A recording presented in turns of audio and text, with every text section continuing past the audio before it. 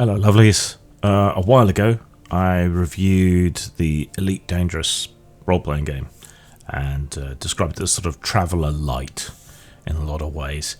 There isn't a great deal of supplementary material out for it, so it was relatively easy to pick it up.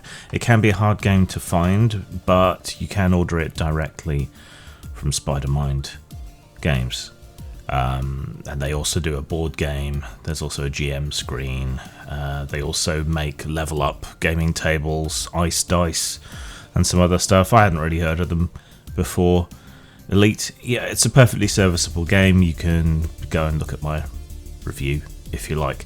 For those of us nostalgic for Elite or enjoying the current Elite computer game and wanting to take things a bit further, yeah, it's a good choice.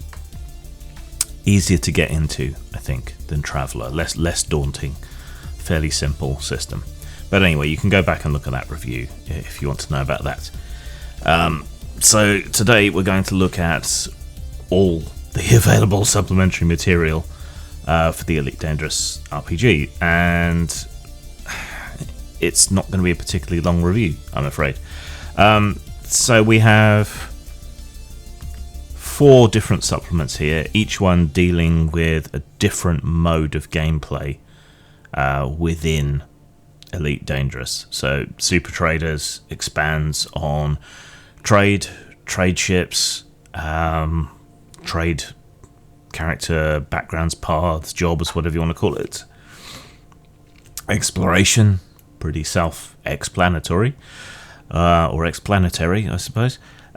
Deals with professions and ships that are geared more towards exploration. Military expands on fighting, goes into the different militaries of the different galactic powers and so forth. Again, pretty obvious. And espionage deals with the sort of spies fighting the shadows, intercorporate espionage, all of that kind of thing. Each book is about £15 if you order it directly from Spidermind, and each one is 60 to 70 pages. A lot of this material, I think, should have been in the main book. Like the jobs don't take up that much space, and it wouldn't have hurt much to just have a few more extra pages in the main core book. You could have sacrificed some of the extraneous information and material in the main book to include it as well. And the same kind of goes for the ship variants, but not perhaps the new ships. So yeah, each book is pretty much the same. There's a mix of sort of concept art from the computer game, CGI, and black and white line drawings, which seem a little bit out of place with the rest of it and not up to the same quality. It's not that they're bad, it's just jarring. Something I mentioned about the main core book as well. It's just this sudden shift in quality. A lot of the images are also quite small, whether that's because they were never produced at the higher resolution or what. I don't know. Especially in these supplementary books, it feels like the space could have been used for more text, really. Charts and things are nice, full colour, easily referenced. So, as well as your danger rating, you can now get different honorary ranks in the different forms of the military, and that gives you access to certain benefits, the right to use certain ships, and so on. New ships, it's always nice.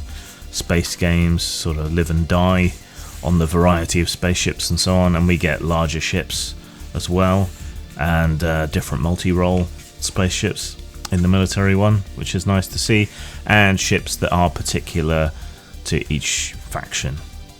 So that's quite a lot of information and quite useful, and like I say, new ships are also a good thing. The military book, we also get access to some new weapons and new types of weapons. One thing about space games is often they don't present the sheer variety of stuff you would expect to see on a galactic scale. we still have that problem with Traveller, but then we see a lot of ships that are the same as well. There's a certain amount of standardization that goes on, but only Traveller, and only in a couple of its iterations, ever really gave you the opportunity to move beyond generic weapon types or particularly ubiquitous weapons and allow us to design our own. So we then go into additional careers and so on, and a variety of pre-statted enemies, which again is always useful. Some stuff on robots in this one,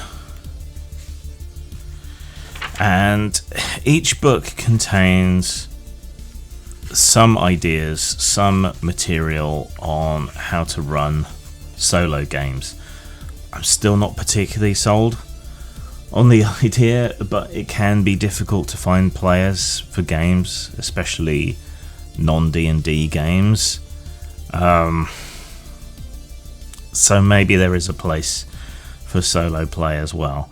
But they've split the information for playing solo between the main book and each of these books. So you need to buy all of them, essentially, in order to be able to play a full and complete solo game, which is a bit annoying. The exploration book, same sort of format, but with an emphasis on exploration, things you might find on uncharted worlds and so on. Ships more specialized to that sort of thing, including ones from the different factions.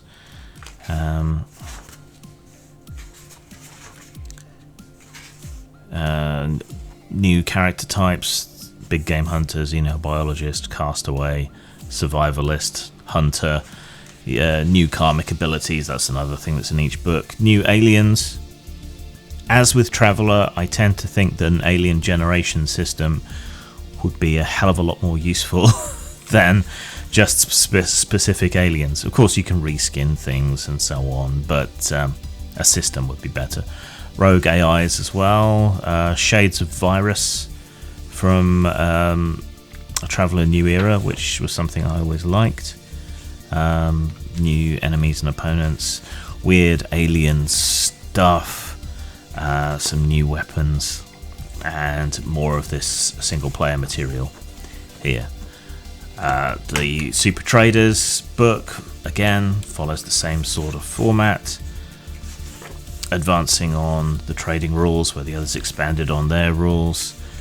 Endless tables for doing trade between different systems.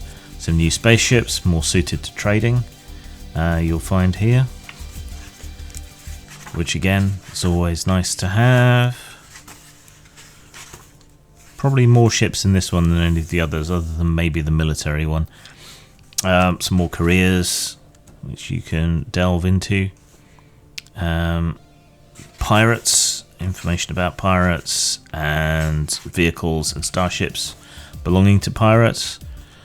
And again, the single player material that you might need for playing a single player game in the end. And then lastly, Espionage, again, same format.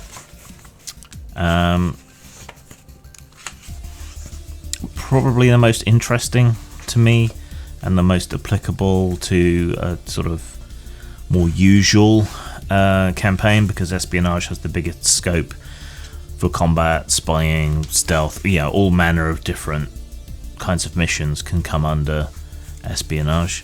New spaceships, excuse me, kind of suited towards Espionage, but it's hard to really know what makes a ship suited to Espionage, because being conspicuous and fitted for Espionage is a bit of a giveaway, which goes against the whole idea of Espionage, but hey, there you go.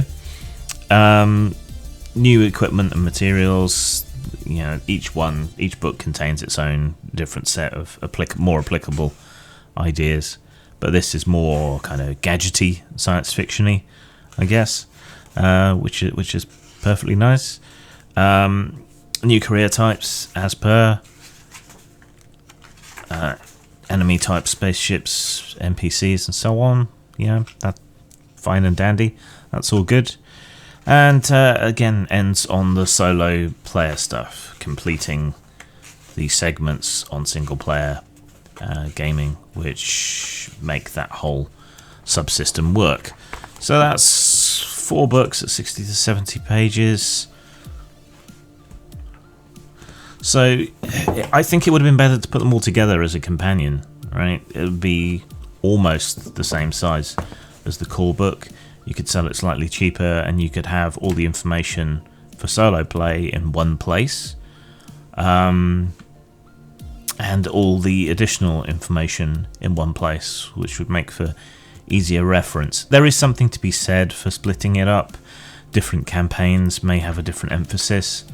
I mean, people talk about the pillars of D&D, don't they? So you could have separate DM's guides or something for exploration, combat, whatever for other games. So it's kind of interesting, and in some ways it's good because different players around the table might fulfill different roles, so you can hand them the book that's suited to that role to allow them to customize a bit more and niche protect a bit more. But I don't know, it felt like a little much for under 100 pages, and kind of formulaic because each book was the same, but I guess they're the same kind of book. I'm nitpicking, and it doesn't make a lot of sense for me to do so. I don't know, I didn't feel like I really got my value for money, and splitting the single player stuff between all these books felt like a bit of a jip. So, style. Doesn't have the same degree of overall style that the main book had. Layout's pretty nice. Some of the art is jarring compared to the other art. It looks like slightly outdated comic book art. 3. Substance. Each of these covers its area okay, I guess, and alongside the main book, that's okay, I guess. But overall, a bit disappointing. There could have been more, I felt. Some of the choices of what to include and what not to include felt odd. So a deeply average 3 for both. So that's 6 out of 10, 3 out of 5. Yeah, average. I mean, if you're a completionist or you want to get the most out of your Elite Dangerous game, or you intend to play it solo a lot or at all, then these are worth getting. Otherwise, I think you can muddle through by customizing and coming up with your own stuff from the core book. So it's main appeal here: completionists, people who just love Elite and its world, and people who are going to be playing solo. And it has kind of modified my thinking on solo play, because I buy a lot of games that never get played, and a solo play option would be a way around that. But your mileage may vary. Zang. Do you like t-shirts? Yeah, boy! Do you like games? Certainly. Are you perhaps a little bit kinky? Yes, quite. Then buy one of our B&D t-shirts at Teespring. Teespring.com/stores/postmortem-studios. You want to be cool, don't you? Does the word duh mean anything to you? Parasite God, yet they persist by me.